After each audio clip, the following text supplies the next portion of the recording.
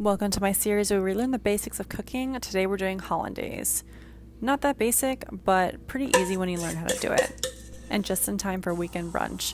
We're going to add white wine vinegar to a pan. It's about 2 fluid ounces chopped shallots, and then a bunch of peppercorns.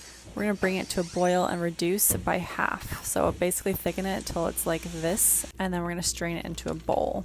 Let it cool for a few minutes, and then we are going to add it to 1 yolk, some salt, and then we are going to whisk the absolute shit out of this. This makes about sauce for 1 eggs Benedict, but if you want more, just double it.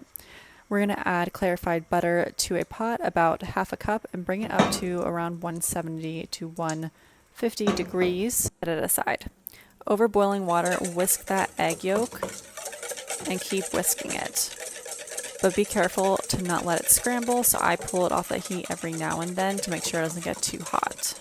We're basically going to keep whisking over the hot water, pulling off the heat, back and forth until it's pretty thickened and it makes kind of like thick ribbons.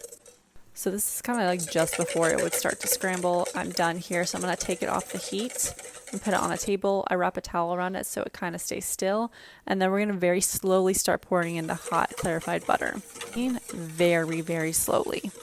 If you pour too much in at once, it will break the sauce and it will not recover. So keep slowly pouring it in, whisk it to emulsify, and then keep pouring it in as needed. Basically, once it's super thick, then you know you're done. Towards the end, we're going to add a touch of salt, some lemon to brighten up the sauce, and once it's thick like that, we know we're good. If it's not perfectly smooth, your sauce probably broke, which means you might have to start from scratch. But there you have the perfect hollandaise, perfect for brunch, perfect for eggs Benedict. Honestly, great on just about anything.